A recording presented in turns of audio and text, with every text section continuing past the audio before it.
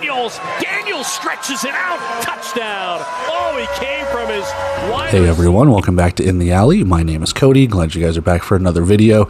Team number 11. We're getting towards the end of it now.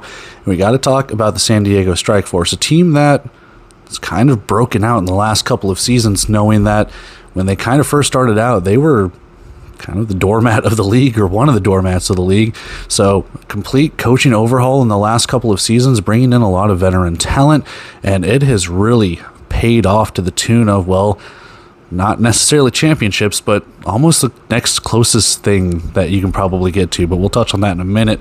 But yeah, we got to talk about San Diego and everything that they've been able to accomplish in a pretty short existence, all things considered, as this team wants to really just kind of march back to another Western Conference championship, win it this time, and go lift that Indoor Football League National Championship trophy at the end of 2026.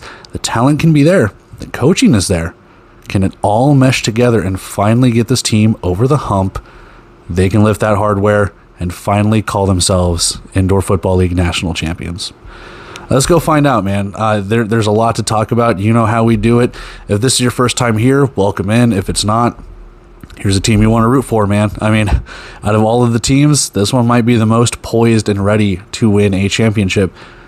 I say that knowing that there's other teams also poised and ready to win championships. But let's go take a look at San Diego, because we know what they're capable of. You know the drill. We got to look at their info. 2025, we got to look at their roster, their key signings, departures, their schedule. We got some questions we need to ask, and wrap it all up at the very end. So let's go take a look. Okay, so for the San Diego Strike Force, they do not play actually in San Diego. They play in Oceanside, California at Front Wave Arena, where last year was their first year playing in it. Before that, they were at Pechanga Arena, or Pechanga Sign. I think it's Pechanga Arena, actually in San Diego's city limits, if I'm not mistaken. They've moved out here. Brand new arena opened up just last season. I believe it was made for their indoor soccer team and the G League team that are out there. I think it's the San Diego Sockers for the soccer team, and then I think it's the San Diego Clippers or something like that for the G League. I don't watch either, so what have you. But San Diego, they play here too. Quick facts about this team. Taylor Jenniser is your head coach. He is in his 5th season with an asterisk, because one of those seasons I do encompass when he took over as the interim coach. So this will be his 5th season at the helm of the San Diego Strike Force. And for all intents and purposes, he's gotten this team better every single year, which is crazy to think about, because I didn't know much about Taylor Jenniser or anything like that. This guy's come on. I mean, he's probably one of the best coaches I've seen, and with what he's brought in with the talent and roster and the coaching staff and everything like that. Kudos to him, man. But 10-6 last year, 10-5 in the West. You know, only losing one game in the East for their one Eastern Conference opponent. And while the 5-year record isn't the best, it's definitely a lot better than what it was from 22 and 23. 10-6 last year, losing in the Western Conference Championship to Vegas. 2024, 10-6, losing in the Western Conference Championship to Arizona. Before that, 6-9, not making the playoffs. And in 2022, 3-13, not making the playoffs. And they were one of just a couple of teams that went dormant in 2021, the others being Quad City, who we mentioned a couple days ago, and Bay Area, who no longer exists. They are dormant again as of right now, but we all know what that means. Rip in peace. But for the most part, like I said, San Diego did get the S end of the stick, because they did play one game in 2020. I can't remember who it was. It was either they played Quad City or they played Bismarck or something like that. And I think they might have won. I can't honestly remember. And then COVID shuts them down. They go dormant for another year. And then, like I said, every year after that, they've pretty much gotten better. If you want to say they stayed stagnant between 24 to 25, fine. But I think they got better, even though the record and the result is kind of the same. Taking a look at the stats for the offense, 44.1 points per game. It's a lot of points per game, man. It's actually one of the better ones that San Diego, or like of the IFL, San Diego is one of the better ones when it comes to points per game. 225 total yards of offense, passing yards per game, 170.5, so roughly 171. They are more of your air raid, run and shoot style offense with Nate Davis at the helm. We'll talk about him in the roster segment and down below too. Rushing yards per game, 54.7. So again, one of those teams that they're going to throw it more than they run it, but that doesn't mean that they don't exclusively just throw it. They do run the ball. They do have their opportunities to run it, and you do have Nate Davis running alerts. The man is a statue. That doesn't mean that he doesn't have speed, man. And when I mean speed, I mean, well, he takes off as best as he can, man. That's what a torn ACL will do for you. But no, all intents and purposes, they do pass the ball really well. You know, Nate Davis was an NFL draft pick for a reason, but they do run the ball for the most part pretty well too. Third down conversions, 51.1%. It's actually one of the better ones in the league. It's not the best, it's not the worst, but for all intents and purposes, they were converting third downs pretty well, but where it kind of got them in trouble a little bit was fourth downs. They would get into fourth downs and 42.1%. So that's not good. I mean, it's not the worst. There are teams that were worse off than them. It's not the best, but you know, under 50%, it's just kind of we're going to go for it and go for it and go for it.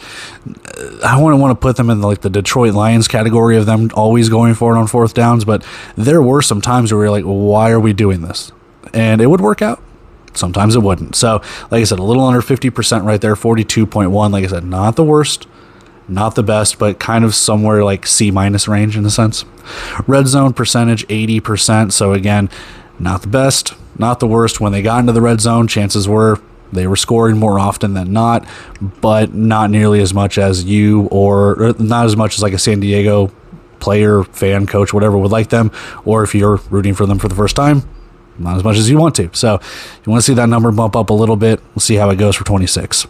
Defensive stats, they did allow 42 points per game, so defense was not necessarily super shut down. They were, but they weren't. Total offense allowed per game, they were actually giving up more yards than the offense was getting. Excuse me.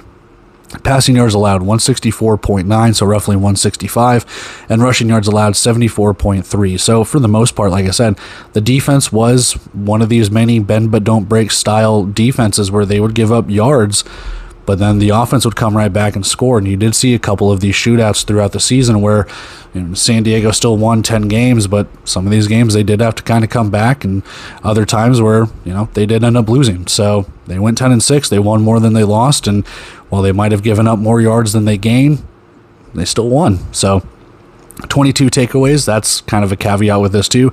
They did take the ball away, not the best, not the worst. Again, kind of in the middle right there, but 22, not bad. That's over one takeaway per game. Defense was getting at it. And here's what we want to talk about too. Opponent third down percentage conversions, 41.8%. That's actually pretty good, all things considered. Like, it, again, not the best, but it's actually one of the better ones than we've seen in previous. So 41.8, almost 42%. You're stopping these guys on third down. The difference is on fourth downs, you were giving them up. 56%, 28 of 50.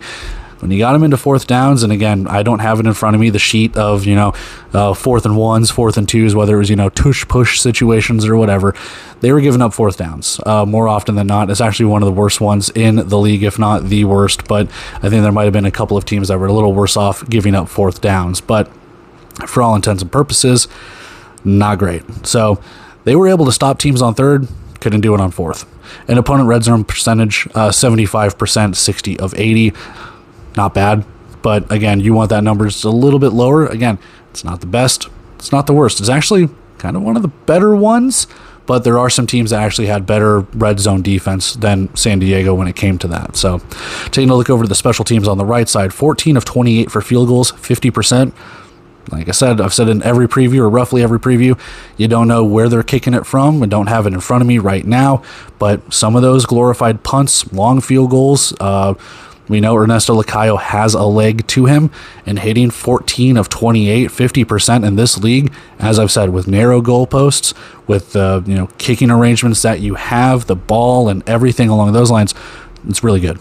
Obviously you want that number to be up, but still 28 field goal attempts, that's almost 2 per game, roughly. It's off by a couple, but just 1.5 attempts per game, give or take. Point after touchdowns, PATs, 88.8%. I don't mind it. Like I said, that's almost 89, 90%. You're hitting them. Obviously, not every single one's going to go in. I don't think anyone in this league batted 1,000 when it came to extra points. So that's probably one of the better ones in this league, as we've seen some dip down into the 70s, some dip down into the low 70s. So I'll take it, man.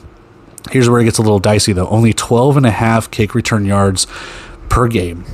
And I've seen San Diego do really well on kick returns in the past, and maybe this is just some good, some bad, I'm not sure, but only 12.5 from the stats that we have from the Indoor Football League website. That is the worst.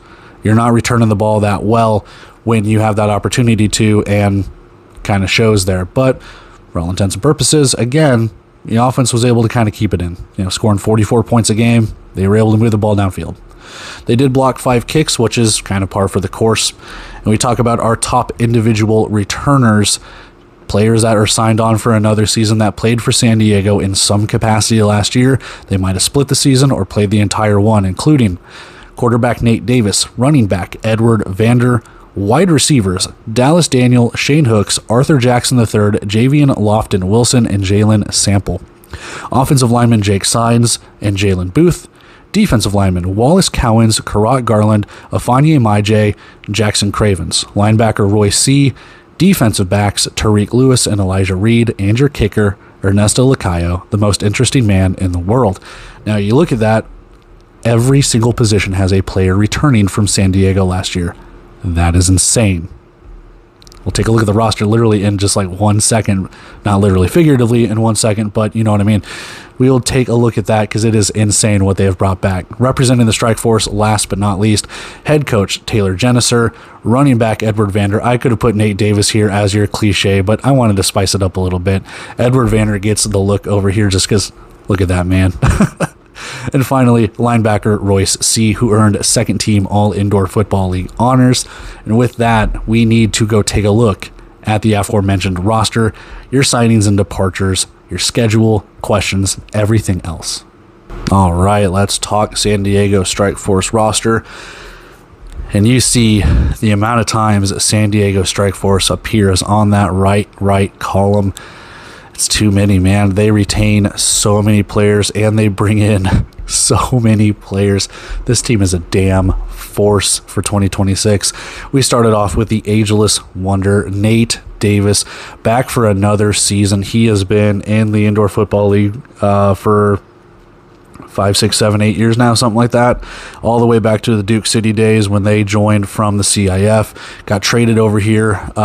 Actually, he's probably spent more time in San Diego now than he has Duke City, if I'm not mistaken, just in Indoor Football League years. But he's back for another year. We'll see how long he can keep this thing going. But as the old adage is, Father Time is undefeated, but he has never, ever met Nate Davis. So he's back.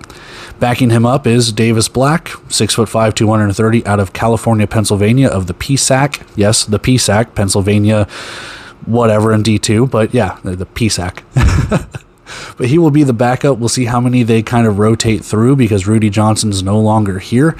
And we'll see if there's more of a Swiss Army knife kind of player that Rudy Johnson has been the last couple of seasons, if we can find that on that roster here. Running backs include Edward Vander, who is back for another season. He split time with San Diego and Jacksonville. He was with Jacksonville before coming over to San Diego in a trade with Larry McCammon, if I'm not mistaken. So he's back for another season. David Elder is signed on from Northern Arizona from last year. And finally, Tyrell Green Jr. is added, 6 foot, 207 from Townsend. So all intents and purposes, just looking at that running back room, it is speed. Like, David Elder is one hell of a player, and actually one of the bright spots that I have him here as a running back. He was kind of a running back wide receiver hybrid with Northern Arizona, because there were points in time with Northern Arizona where they really didn't like dress a true running back unless it was Nolan Susel, and sometimes like they would just split guys out wide, 4 wide, what have you. So David Elder being one of those guys. We'll see if he's more of like I said, that Rudy Johnson kind of jack of all trades, running the ball, catching the ball, returning, doing stuff like that, because that is one hell of a signing with David Elder. Edward Vander, same thing. He at one point last season was your leading receiver and your leading rusher for San Diego. So here's more to that. Wide receivers is literally just a room full of riches. It is the Scrooge McDuck jumping into a pile of gold wide receiving room. Arthur Jackson III, Dallas Daniels, Javian Lofton-Wilson, Jalen Sample, Shane Hooks, all re-signed. All re-signed. And on top of that, Cole Blackman comes over from the Tulsa Oilers. You got to cut someone, right? You do. Like, you got 6 on the roster right now. You're probably going to keep 4, maybe have 5 for a depth piece.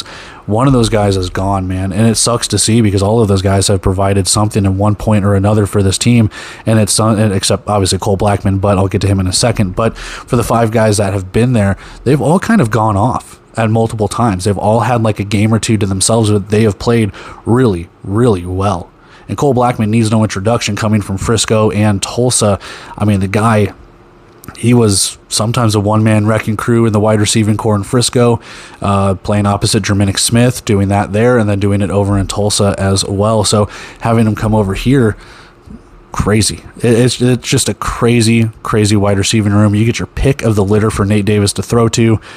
My God. Like I said, this team is a force, man. Moving on to the offensive line, again, more pick of the litter because Nate Davis might be a little bit picky when it comes to his offensive line. Jake Sines and Jalen Booth are re-signed for another year, and they were here for most, if not all, of last season as well. So again, anchors on that offensive line to keep Nate Davis and the company upright. Devin Hayes comes over from the Iowa Barnstormers, and with that, too, even more veteran presence. Dallas Holiday has been signed, a former, I want to say, Bay Area Panther and Northern Arizona Wrangler in the last couple of seasons. I don't think he played in the IFL at all last season. If he was with Bay Area, but I believe he was hurt. And then I think he was with Northern Arizona the season before that. Finally, Christoph Atkinson. I think he was in camp with Arizona last season or maybe earlier this year and got released. San Diego picked him up. If it wasn't Arizona, it was someone in the West, maybe Vegas, but I think it was Arizona if I'm not mistaken. But overall, we've got guys that have been signed on to indoor football league teams. We've got guys that have played for indoor football league teams. There is experience on this roster, and looking at the roster that I have, and it doesn't show up here, I don't think San Diego, with all of this talent, I do not think they violate the veteran rule. That's the most insane part with all of this. It's insane. Defensively, Jackson Cravens, Karat Garland, Wallace Cowens, and Afanye Maije are all re-signed for another year. Maije comes over after splitting time with San Diego and Massachusetts last season, and then he finished it obviously with San Diego, so 4 of those guys re-signed for another year. And to add on to that, Rashawn Yates comes over from the Rattlers. My God. Because again, you look at the rookies here too. Adam Anderson, 6'5", 247. Ali Fayad 6'2", 250, and Christopher Fitzgerald, 5'11", 300. It's just insane, man. You have talent there, man. It's just these guys were able to get after the quarterback. These guys were able to take the ball away. These guys played well. They got to the Western Conference Championship, and literally they're just saying, we're going to do it again. You know, the sky's the limit here, man. We're going to do it again. Where we don't have a lot of depth, though, is in the linebacker spot. Royce C. is the only one on the roster right now, but that doesn't mean he's going to be the only one. I think he played the entire season last year. He's been with San Diego for the last couple of seasons, and before that, he was with Frisco before coming over here. So he knows a thing or two about winning some games, man. He's a very, very good player, earning all indoor football team honors last season. Just a mainstay, man. What can you say about him? I want to say he's the focal point of the defense, but he's probably one of them. And I have liked what I've seen and slowly been a fan of Royce C. because if I'm not mistaken, when he was with Frisco, sometimes they'd put him on the defensive line. Sometimes they put him at linebacker, and he doesn't need to do that here because you got plenty of talent at the defensive line. So go ahead and blitz to your heart's content, man, because it's insane. It is just insane, man. So I do like that. I will actually, Royce C is actually one of my favorite players on the defensive side of the ball in the entire league, along with Ulrich Jones, who we'll get to in the Tulsa preview and stuff like that. But I do like watching Royce C play. He's actually one of my favorite defensive players. On to the secondary we go. Tyreek Lewis and Elijah Reed are back for another season. Oh, and Malik Jones, all indoor football league honors and all of that stuff last season, comes over from the Jacksonville Sharks. What, man? What can you say? This secondary's always been pretty good, ball hockey and stuff like that. And with what they lose, they just bring Malik Jones in, man. There is a little bit of a question mark because there's some of the rookies here. Not a lot of guys, I think, have any indoor experience. They might have played in different leagues, I'm not sure. But Franklin Wheeler, Herman Smith, Isaiah McIlvain, KJ Trujillo, who I think was part of this training camp last year and missed the cut, if I'm not mistaken, but could be mistaken. Trajan Anderson Watts and William Barber round it out. So one of those guys is going to be your fourth starter. You're probably going to have another depth piece, and then some of those guys might not make the cut. So, like I said, I don't want to put words in Trujillo's mouth. I think he was with San Diego or maybe someone else last season for training camp. Just missed the cut. Could be misremembering, but good chances ever for him or any of these guys to make it. There is some size there. Obviously, Malik Jones 6'2", but most of the other guys 6 foot 190, anywhere from 190 to 200. Kind of a stereotypical build that you have with these defensive backs that are vying for that final spot. So we'll see what that talent brings out for all of those guys when they start hitting training camp and stuff here in the next coming weeks. Finally, Ernesto Locayo rounds it out from Hastings College, so yay, Nebraska, and he is signed on for another season. Again, just one of these guys that has been a veteran of the indoor football league. Duke City for a couple of years before coming over here. Signed on because of the new arena, I'm assuming, because there's no big old scoreboard in the middle of the damn thing. So hit your deuces and your field goals and your extra points and all of that. So kudos to that, man. And I'm gonna gas him up because you subscribed to the channel. I saw it, man. But no, kudos to you. Kudos to San Diego. Hopefully this season is just as good as the previous two. Injury call-up and other list. Josh Castro and Christian Olmstead are exempt to the Canadian Football League, which shows you two offensive linemen going up to Canada.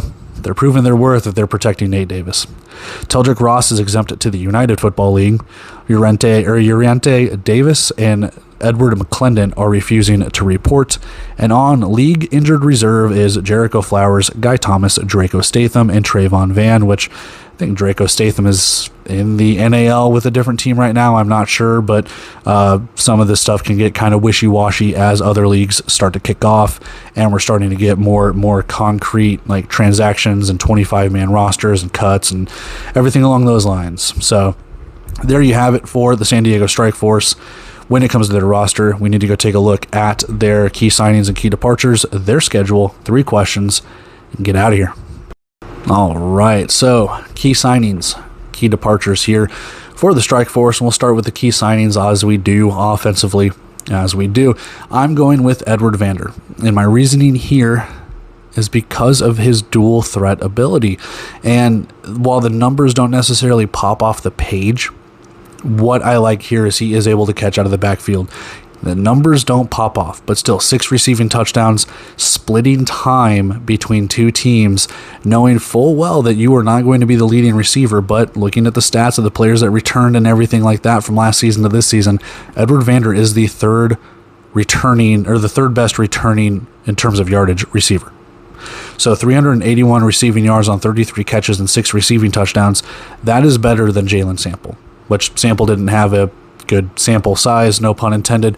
And then obviously Shane Hook's only played a couple of games too. So for all intents and purposes, playing an entire season between 2 teams, San Diego and Jacksonville, Edward Vander played really well, especially in the running category. 493 rushing yards on 129 rushing attempts, 20 rushing touchdowns. No one comes close to him with who they brought, either Nate Davis, David Elder, whoever it is. No one comes close. So the reason I put him here, like I said, is kind of that dual threat ability. He can catch out of the backfield, he can score touchdowns, he can break off long runs in the passing game out of the backfield, and he can break off long runs getting a handoff on an RPO or just a straight handoff or a jet sweep or something like that. So I put him here.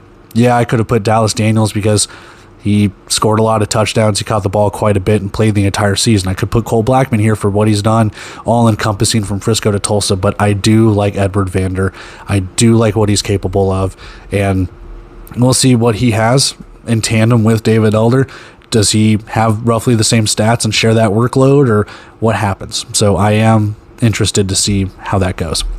Defensively, Royce C., we've talked about him as well. 2025 second team All-Indoor Football League. Got to put someone here, man, and I like what I saw with Royce C. Yeah, I could have put Malik Jones and stuff like that, but I do like what we have here. 79.5 total tackles. That should be 10.5, not 105. 10.5 for a loss. 4 sacks, 2 picks, 1 pass breakup, 2 forced fumbles, 1 fumble recovery, and 1 blocked kick. So he was doing it all. Not all at once, but he was doing it all. And while that does look impressive, it's not, I mean, it's like roughly 1 apiece. So yeah, it does kind of suck how he has 1 pass breakup at the linebacker position. You do want to pump those numbers up. But at the same time, out of 79, almost 80 tackles, 10 of those, 80 and a half, 10 and a half of those are for a loss. So roughly 1 out of every 8 tackles has been behind the line of scrimmage. He is after it, man. So he drops into coverage. He's able to get tackles that way. He does get up to that line of scrimmage. He did have 4 sacks. So you look at those stats, it kind of shows you that he is all over the place. Yeah, it might not be to the point where he is a ball hawk and intercepting it, or he's not forcing fumbles 24/7, but he is all over the place. He will get there when, you least expect it. All intents and purposes, man, a really, really good season last year. So hopefully bringing him back, what you have on the defensive line coming back, and what you've signed, same thing in the secondary, sky's the limit. I look forward to it, man. I hope he can bump up those numbers, because those are some really gaudy numbers as well. Key departures. I have to pick someone. There's not a lot of departures, but I'm going with John Maldonado. 2024, so 2 years ago, first team all indoor football league and all rookie team with Northern Arizona. 54 catches, 656 receiving yards, and 10 receiving touchdowns. I think they brought him on a couple of games into the season, if I'm not mistaken, or maybe just a couple of games in. I don't know, because I don't think it was like halfway through the season he got signed. I think it was like 3 or 4, maybe 5 games in where they signed John Maldonado. And yeah, look at those numbers. That, again, not the best, but still, you put those 656 receiving yards, that's second behind Dallas Daniels. So he was a force, man. He was a force, the second best wide receiver on this team. You need someone to fill those shoes. Whether it's Blackman, whether it's Sample, whether Arthur Jackson plays a full season, because he only played a couple of games last year for kind of a playoff push. Whether it's Javian Lofton-Wilson, whoever can break out and see who fills that number 2 role at the wide receiver spot, or if Edward Vander goes on a tear, we don't know. But you got to put someone here because they've signed quite a bit. So I'll go with Maldonado because that is kind of a little bit of a gap. Defensively, Atoa Fox, 2024 second team all IFL and 2024 all rookie team. You replace him with Malik Jones. We'll talk about that in one sec, but 66 total tackles, 3.5 for a loss, 2 picks, 5 pass breakups, 3 forced fumbles, and 1 fumble recovery. Really, really good season. You do bring in Malik Jones. So I can't remember what preview we did, but it was kind of a tit for tat kind of thing where it's like you lose Atoa Fox, but you bring in Malik Jones. How much of a loss is it, knowing the talent that you literally just signed? And it might have been Orlando, might have been someone else, I can't remember, but it's to that same vein of just like, it sucks to lose someone like Atoa Fox, but you have Elijah Reed. You bring in Malik Jones. You have Tariq Lewis. I mean, you've got talent in the secondary. It's probably their biggest question mark, but at the same time, it's not necessarily as big as one would probably think. So I think signing Malik Jones, losing Atoa Fox, kind of offsets itself there. Still sucks to see him go, but at the same time, I think what you've brought in, players that you've signed, I don't think it's that big. Same thing with John Maldonado. Like I said, it sucks losing these guys. I don't think it's necessarily big when you take a look at the bigger picture. So that's where we have it with our key signings and our key departures for San Diego. Let's go take a look at their schedule. Let's go take a look at those 3 questions. We get out of here. All right. Schedule time. This schedule is no favors for San Diego. They play on Mondays. They play on Fridays. They play on Saturdays. They play on Sundays.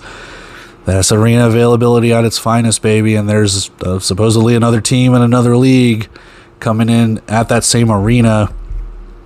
And we'll see how it goes, man, and how those arena days feel out. But I'm not going to talk about that because this is about the Strike Force. But if that's what it takes for this team to get Saturday games or Sunday games or something, man, it's all over the place. But they kick it off on a Monday night at home, 9 p.m. Eastern time against the Northern Arizona Wranglers. And, they start the season with a bye week, as most teams do. Like I said, only 4 teams start the season. And then you start on a Monday. And after that, you are on the road right after that against a very pissed off Arizona Rattlers team. 5 p.m. Eastern time kickoff on March 28th for them. And yeah, Arizona wants to get revenge on everything that happened against you. It's going to be a brutal start, man. It's a short week. You're at home, and then you travel on the road after that, and then you have a bye week. So you've already wasted 2 of your 4 bye weeks this season before hitting the road for a second time at 10 p.m. Eastern time kickoff on the 11th of April against the Tucson Sugar Skulls. So in the first 3 weeks of the season, you've done the Arizona trifecta. Congratulations. 2 of those on the road, 1 of those at home, and it could be a brutal stretch, man. And then after that, you are back home, but it's on a Friday, 10 p.m. Eastern time kickoff. You are against the Quad City Steamwheelers, so chalk that down as a loss as well, because the Steamwheelers, undefeated. I'm kidding. That'll be a fun game, and it should be, because we don't know what Tucson's going to look like the week before that. We don't know what Northern Arizona is going to look like, or even what Arizona is going to look like. So those first 4 weeks, we'll see, man. And you have a bye week in between all of that stuff, too. Kind of a longer week, because you go from a Friday all the way to a Sunday after that. So what, 8-9 days off? A little bit of an extended, kind of like, the Thursday night games on the NFL. You get a little bit of an extra bye week or whatever. 7:30 p.m. Eastern time kickoff. You are home against Tucson this time, as that is your second of 3 games in your series, and you know how I feel about that. But April 26th, 7:30 p.m. Eastern time kickoff, you take on the Sugar Skulls. A little bit of a short week before taking another bye week off. You are at Tulsa this time, 8 p.m. Eastern time kickoff, May 2nd, and then you hit your third bye week of 4 bye weeks. And then you get a Saturday game, so back-to-back road games yet again. 5 p.m. Eastern time kickoff on the 16th of May. You are at San Antonio before going back home the week after on the 23rd of May. 10 p.m. Eastern time kickoff against Northern Arizona, your second of 3 against Northern Arizona. You see San Diego is playing Northern Arizona 3 times and Tucson 3 times. And then you play on a little bit of an extra week. Again, one of those kind of extra day, bye week, whatevers. 7:30 p.m. Eastern time on the 31st of May at New Mexico. And that's right after New Mexico gets done with their IFL Cup stuff. So we'll see how they feel coming all the way back from New Jersey, how that goes for them as they have a home game there. Your final bye week of the season happens, and then June 24th, your final game of the season against Northern Arizona. 4 p.m. Eastern time kickoff on June 14th before a short week takes you at home, 10 p.m. Eastern time kickoff on the 19th of June against the defending national champion Vegas Nighthawks. The first time you meet them all season is all the way down towards the end of the year, all the way in June. Crazy to think about. A little bit of a longer week because you played on a Friday is a Sunday, 7:30 p.m. Eastern time kickoff on the 28th of June at Jacksonville. So you're traveling cross country on the southbound, all the way from San Diego, from one coast to the other on the southern part to take on the Sharks. I'm actually very intrigued on how that's going to go because we don't know. Obviously, I don't like speaking of injuries and stuff like that, but at this point in time, what happens with injuries, playoffs, we're getting to that point. Both these teams could be in it.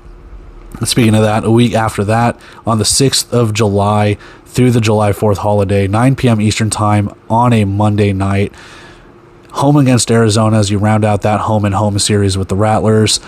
And then you have a short week to a Sunday night, 7:30 p.m. Eastern time kickoff. The 12th of July, you round out your home-and-home against Vegas.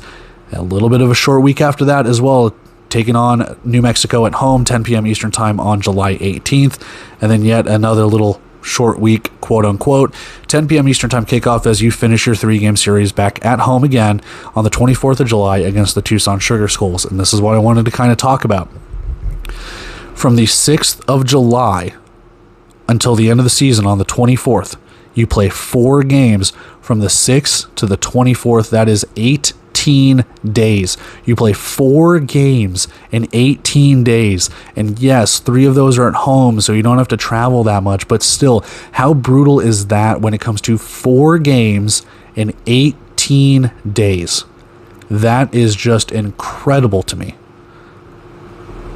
It's going to have to happen. There's no way that they're going to reschedule this stuff. The schedule's out, the tickets are out there and stuff like that, but that's brutal. That is absolutely brutal. And I get it. It's only 1 day from your typical week and stuff like that, but 6 days of rest in between until, except your usual 7. That sucks. So that is very, very brutal, man. You can maybe even add the Jacksonville game into that. And I get it. Like I said, those 3 of those Final Four are at home. So again, you don't have to travel too much. They're roughly all at the same time. So it's not like you're going 4 p.m. to 7 to 10 to whatever. So yeah, they're all roughly the same. But it's still brutal. And even the travel from San Diego to Vegas, it's not that far. It's not like you're going to Jacksonville. So again, I get it. The travel isn't bad, but still, 4 games in less than 3 weeks. That is absolutely brutal. And again, you start the season off with quite a few breaks, and then it is very, very condensed there at the end of the season. So not a lot of bye weeks. There's the final bye week is, before the Northern Arizona game, and then it compacts itself so much. So in the sense of like Jacksonville getting screwed with the lack of home games until like 6 weeks into the season, if you are in this playoff push for San Diego, as you've been the last couple of years, these last 4 or 5 games are absolutely vital. You need to win those games in the early part of the season. Not saying for you to coast, but at the same time, like if it gets to the nitty gritty, you are very thankful that some of these games, these 3 of these Final Four, are at home, because that can really, really benefit you. Very brutal. But that's where we have it with our schedule. Let's go take a look at 3 questions and we get out of here. All right. 3 questions. And like I said, this is your first time watching. Welcome in. These are just questions that I've thought about from last season to this season and the off season, of players being signed, players being released, up to this point of what can we gather, what can we kind of question, poke holes in, stuff like that, of what we think is going to or not going to happen within the realm of the San Diego Strike Force. So if you want to, you can answer in the comments what you think. If you don't want to, that's fine too. I don't mind, but just some questions and things that I've thought over the last couple of weeks or months when it pertains to San Diego. Starting off, question number 1. This has to be the championship year, right? Right? Like, you didn't bring back all of this talent, and you didn't do it within the last couple of years not to go and chase a ring. And not to, make it sound grim for the San Diego fans out there, but Nate Davis isn't getting any younger. I don't know how many more shots that he's going to have at a national championship within the indoor football league. Not to say that he's going to retire after this year. He might have another year in, and we do not know, but this is all building to here, right? You've made the last 2 Western Conference championships. You've lost those conference championships to the defending champions at those points, whether it's Arizona or Vegas. Right? Yeah, Arizona. I had to look at the other one because that one's all the way back from 2017. Yeah, you've lost to Arizona and Vegas, who went on to go win those national titles. You got to get over that hump, man. And with what you've brought back, with what you've brought in, there is talent galore.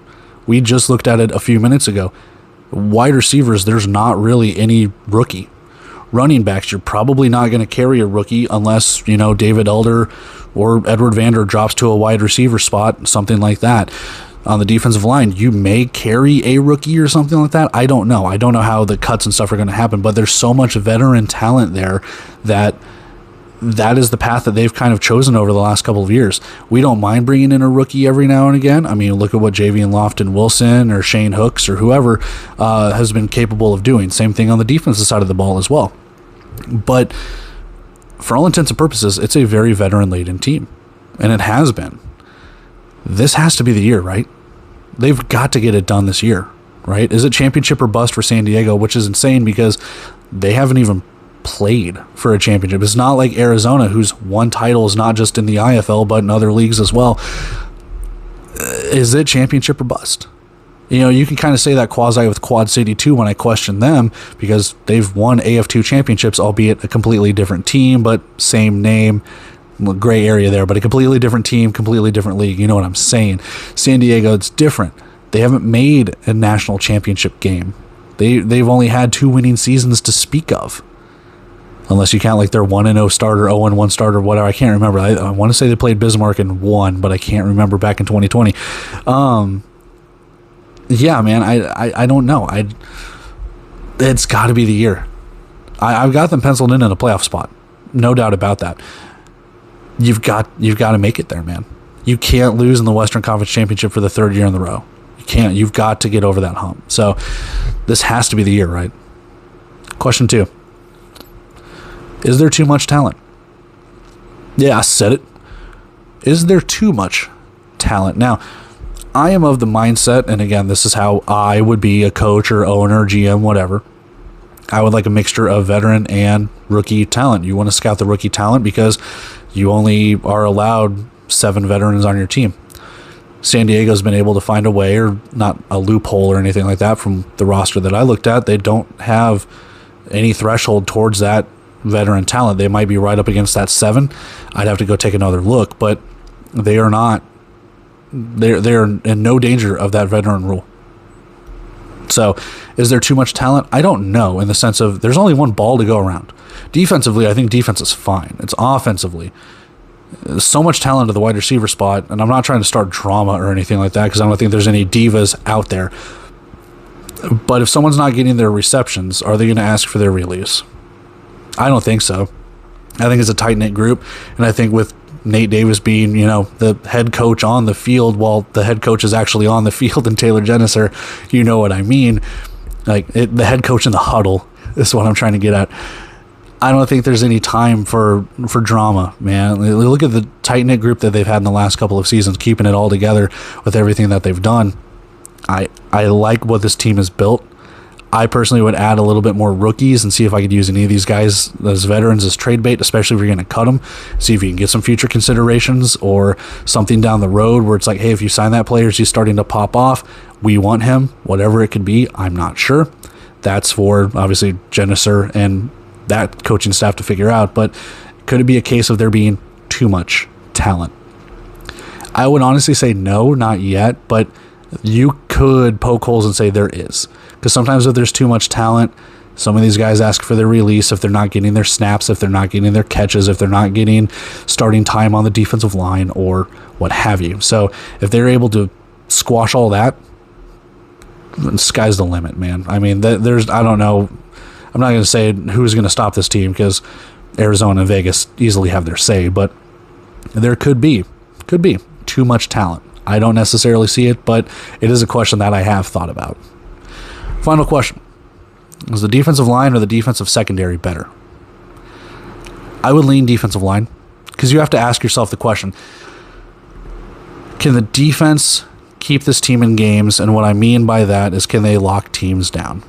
I don't expect them to be a force where they just start shutting teams down and allowing 13 points per game, but are you going to do enough if the offense starts to sputter where you can stiffen up? And there were points in time last season where they did just that. There are some times where they did kind of have some defensive struggle fests.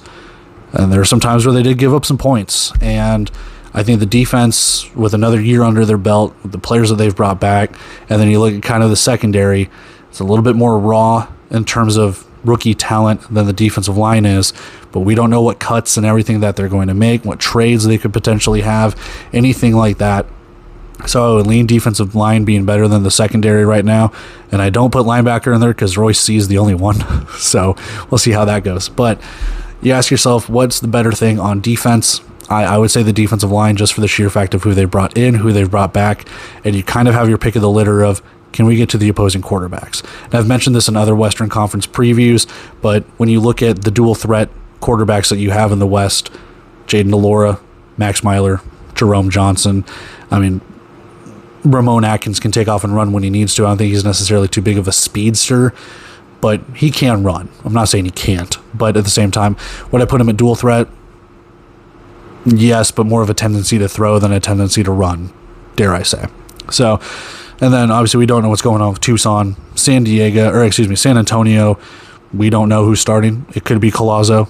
He can run if he needs to. Fred Payton can run if he needs to. We'll see what goes on with the gunslingers as well, but for all intents and purposes, I think the defensive line has their pick of how they're going to do it to get to the quarterback. Secondary as well. They look good. I think it's just a little bit more raw. It might take a couple of games for some of those rookies to get some games under their belt, some playing time under their belt before they come into their own. But for the most part, I think the secondary looks really, really good. The offense looks really, really good. This team is poised for a championship run, which brings us back to question number 1, and we just go through the cycle again. But that's where we have it for our 3 questions. This has to be the championship year, right? Question 2, is there too much talent? And question 3, is the defensive line or the secondary better? So let's go wrap up and get out of here. And that is it for our preview for the San Diego Strike Force. A very veteran laden team that, in my opinion, is really poised this year to try and make all things come together to make a run at that national championship.